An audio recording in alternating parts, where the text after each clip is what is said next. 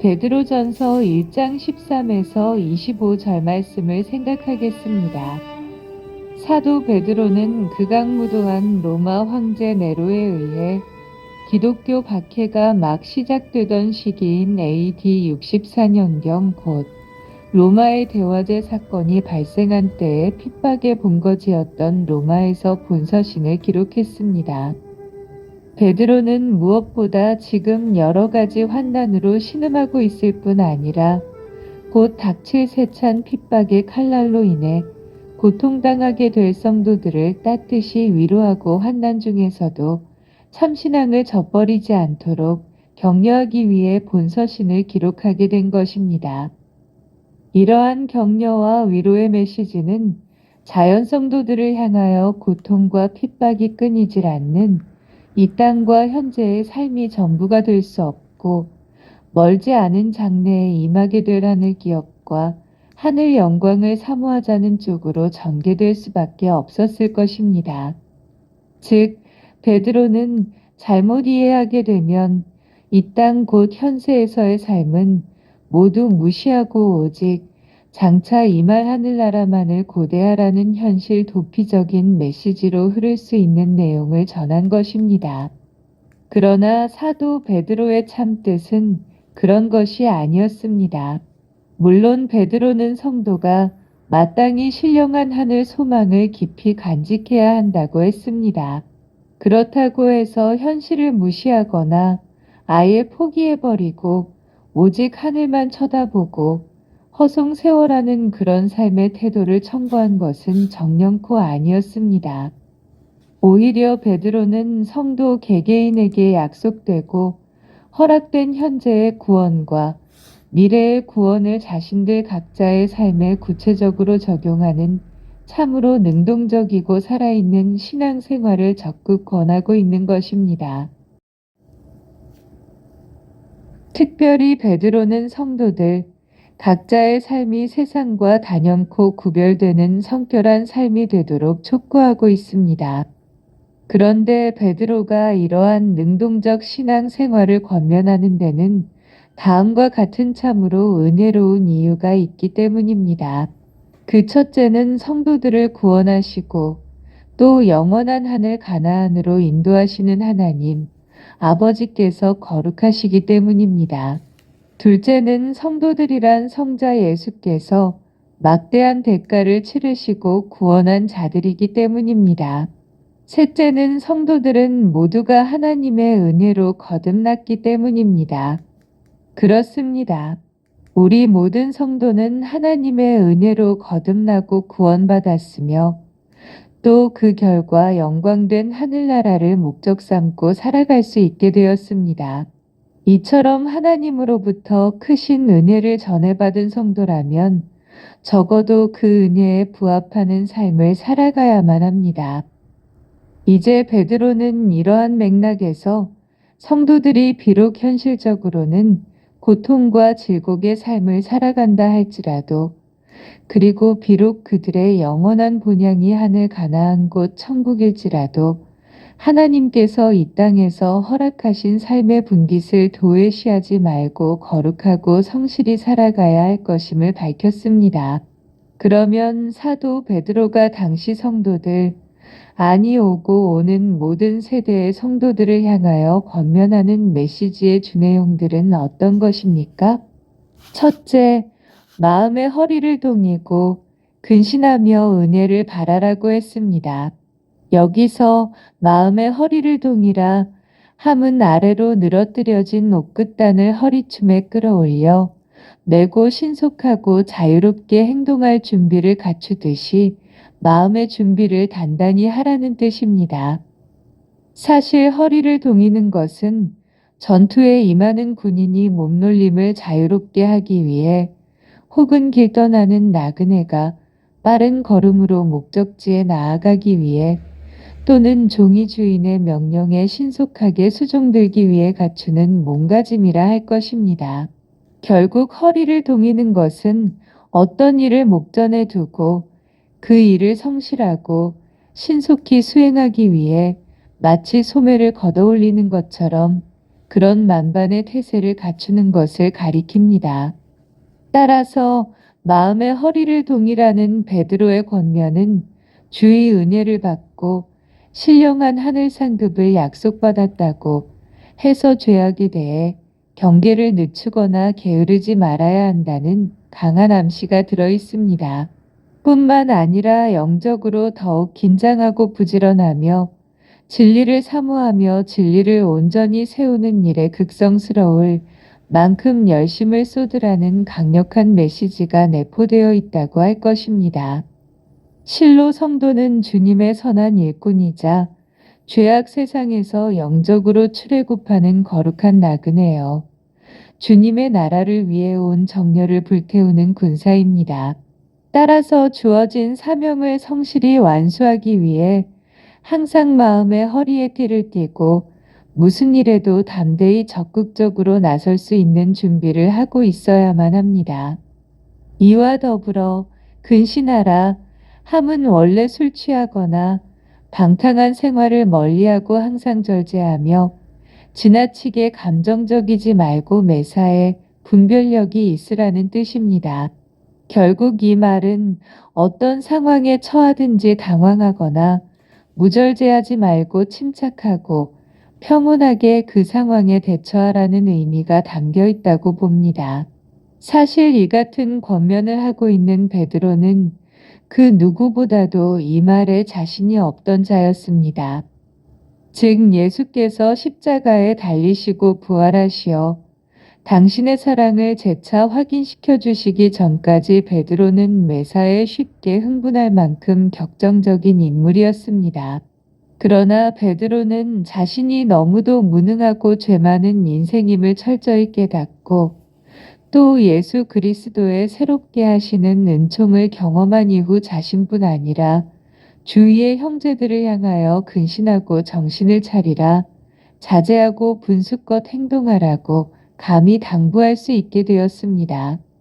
진정 본서신이 전달될 당시 성도들은 날마다 세상으로부터의 거센 박해와 극심한 유혹과 기막힐 만큼 억울함을 당하였습니다. 그리하여 그들은 쉽게 흥분하여 과격해질 수도 혹은 쉽게 판단력을 잃고 신앙을 버리고 세상으로 뛰어들어갈 수도 있던 상황이었습니다. 그러나 성도는 어떤 영적인 위기 상황에서도 흥분하거나 흔들리지 말고 굳센 믿음으로써 주께서 허락하신 삶의 자리를 지켜나가야 합니다. 그리고 하나님께서 성도 각자를 위해 이미 시작하신 구원이 온전히 완성되는 그날까지 믿음의 주이신 그리스도를 바라보며 끝까지 소망 중에 거해야 합니다. 사실 성도는 지금 이 세상에 사는 동안도 하나님의 은혜를 수없이 맛보고 살아갑니다. 하지만 이 지상에서 누리는 은혜는 장차 새하늘과 새 땅에서 완전한 모습으로 누리게 될 은혜의 일부분이요. 그림자밖에는 되지 않습니다.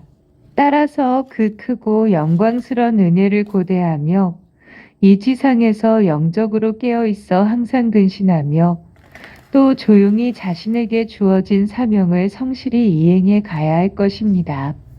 둘째, 모든 행실에 거룩한 자가 되라고 했습니다.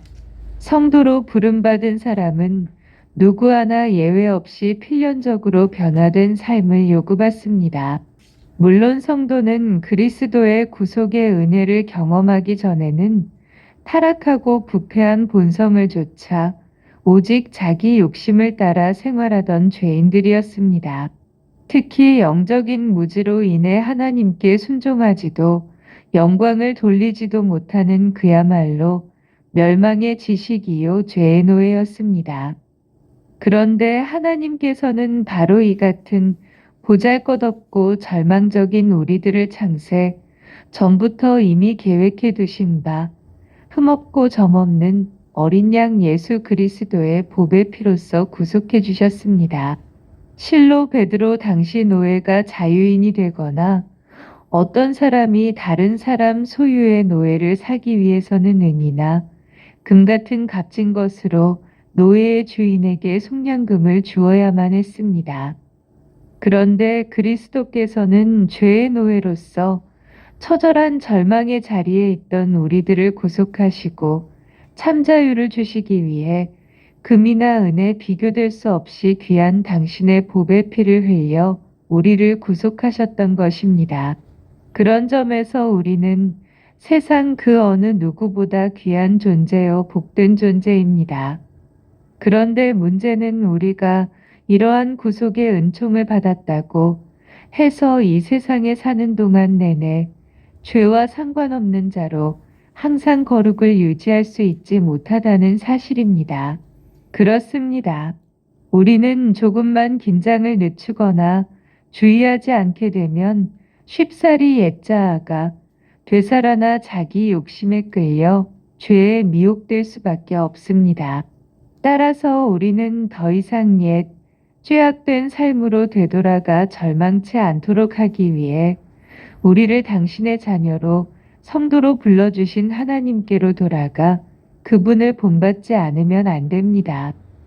실로 우리는 스스로의 힘으로는 거룩 곧 죄악된 세상과 구별되어 하나님께 쓰임받고 또 그분 앞에 온전히 설 수 있는 상태에 들어갈 수 없습니다.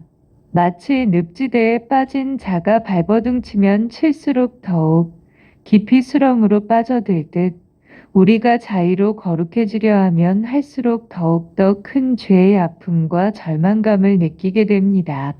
우리는 다만 오직 우리를 어두운 죄악 세상에서 불러내시고 당신의 뜻을 조차 살게 하시다가 마침내 영광의 하늘나라로 인도해 주실 하나님에 의해서만 비로소 거룩해질 수 있습니다.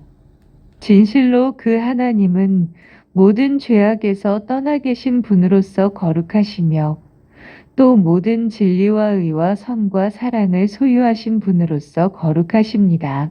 이처럼 거룩하신 하나님은 당신이 친히 죄악에서 불러내신 성도들을 향하여 내가 거룩하니 너희도 거룩할지어다 라고 성도들의 거룩을 촉구하고 계십니다. 거룩하신 하나님께서 거룩한 당신의 백성을 요구하고 계신 것입니다. 한편 이처럼 거룩의 초대를 받은 성도는 무엇보다 죄악되고 더러운 것에서 자신을 구별해야 합니다. 그리고 적극적으로 거룩하신 하나님의 뜻을 조차 이 땅에서 경건하고 의로운 생활을 추구해 가야 합니다. 특별히 거룩의 초대를 받은 성도는 인간을 그 외모로 보시지 않고 심령 중심을 바라보시는 하나님 앞에서 경건한 두려움을 가지고 생활해야 합니다. 물론 여기서 말하는 두려움이란 노예가 주인을 무서워하는 것 같은 비굴한 두려움이 아닙니다. 이 두려움은 아버지이신 하나님 앞에서 자녀된 성도가 느끼는 조심스럽고 경건한 일종의 경외심을 가리킵니다. 실로 하나님은 우리를 향하여 깊은 사랑을 가지고 계십니다. 그런데 그 사랑은 단순히 감상적이지 않습니다. 그 사랑은 우리에게 있는 죄악을 모두 찾아내시고 철저히 도말하시는 의로움으로 표현됩니다. 따라서 하나님의 자녀로서 그분을 경외하는 우리 성도는 모든 행실에 거룩함을 더해야 합니다. 진정 매사에 거룩하며 항상 하나님을 경외하는 것은 우리에게 허락된 모든 지혜로움의 근본임을 잊지 말아야겠습니다. 셋째, 거짓 없이 마음으로 뜨겁게 피차 사랑하라고 했습니다. 성도는 썩어질 씨로서가 아니라 썩지 않을 씨로 거듭난 사람들입니다. 사실 아담 안에 있는 모든 세계는 하나같이 죽을 운명에 처해 있었습니다. 따라서 모든 존재하는 것들의 영화는 잠시 잠깐에 불과할 따름입니다. 그 허무한 것들은 우리가 거듭나는 데 있어 아무런 영향도 미치지 못했습니다. 정녕 우리의 거듭남은 오직 하나님의 거룩한 뜻과 초월한 의지로 된 것입니다. 더욱이 우리의 거듭남은 하나님의 말씀의 씨앗이 우리 속에 들어가 역사했기 때문에 일어난 결과입니다. 그렇습니다. 우리의 거듭남은 모든 존재하는 것들이 비록 사라져 갈지라도 그 영원한 생명력을 잃지 않고 지속적으로 역사하며 죄악된 우리를 변화시키는 능력 있는 주의 말씀으로 된 것입니다. 이렇게 하여 거듭난 사람은 그 속에 하나님의 생명을 담고 살아가게 됩니다. 따라서 거듭난 성도는 이제 더 이상 예닥한 본성을 좇아 살아가서는 안 됩니다. 오직 하나님의 뜻을 따라 진실하고 순결하게 살며 십자가에서 피 흘리기까지 우리를 사랑하신 그리스도의 몸버리는 사랑을 따라 살아가야 합니다. 특별히 거듭난 성도는 오직 자기 자신을 위해 살던 옛 생활을 청산하고 하나님이 원하시는 바 참마음으로 하나님을 사랑하고 또 그렇게 형제를 사랑해야 합니다. 사실 거듭난 사람에게 있어 가장 두드러진 특징이 있다면 사랑일 것입니다. 사랑을 하되 마치 연극 배우가 자기 진심은 숨겨둔 채 연기하듯이 허위로 사랑하거나 혹은 건성으로 대강하는 사랑을 해서는 안 됩니다. 오히려 이 같은 위선적인 사랑은 솔직한 표현으로 형제를 미워하는 것보다 더 악한 일입니다. 정령주의 은혜로 거듭난 성도는 그 속을 들여다보아도 아무런 불결함이나 숨김없는 그런 깨끗한 마음으로 형제를 사랑할 수 있어야 합니다. 실로 물은 그 속에 불순물을 많이 포함하고 있을수록 빨리 데워질지 모르나 사랑은 각자의 마음속이 깨끗하면 깨끗할수록 더 쉽고도 더 빠르게 뜨거워지는 법입니다. 그리고 이 깨끗한 사랑은 강한 전염성이 있어 비록 한 사람이 일방적으로 시작했다 할지라도 얼마 가지 않아 피차 서로 사랑할 수 있게 합니다. 정녕 이 거짓 없는 뜨거운 형제 사랑은 기독교회에 있어 왕관에 박힌 가장 귀한 보석이요 거듭난 사람의 가장 성숙한 삶의 모습입니다. 우리는 이 사랑을 통해 영광스럽게 재림하시는 주님 맞을 준비를 할 수 있고 또 하나님의 모든 계명을 온전히 지켜나갈 수 있습니다. 우리 성도는 주의 은혜로 구원받았다는 그 사실 하나만으로 우리의 신앙생활이 모두 완성되고 종결되었다고 생각해서는 안 됩니다. 그리고 우리 성도는 하나님께서 약속하신 바 미래에 받을 영광된 기업에 지나치게 몰두하여 현실의 삶을 아예 무시해버려서도 안 됩니다. 우리는 죄악된 세상을 현주소로 삼고 살아가는 구원받은 성도입니다. 그러므로 우리는 유혹 많고 고통 많은 이 세상의 삶을 져버려서도 안 될 뿐 아니라 그렇다고 해서 이 세상에 무조건 순응해도 안 됩니다. 우리 성도는 구원받은 그 순간부터 세상 사람들과 구별된 생활을 해야 합니다. 그리고 마치 갚아도 다 갚을 수 없이 무한히 빚진 자처럼 그렇게 깊은 책임의식을 가지고 세상 앞에 마음의 허리를 동이고 살아가야 합니다. 뿐만 아니라 우리를 영원한 죄악과 죽음에서 구속하신 하나님의 사랑을 닮은 사랑으로서 형제를 사랑하며 이웃을 사랑해 가야 합니다. 이것이 바로 주의 은혜로 구원받고 천국을 향해 매일 나아가는 우리 성도의 변화된 삶입니다. 감사합니다.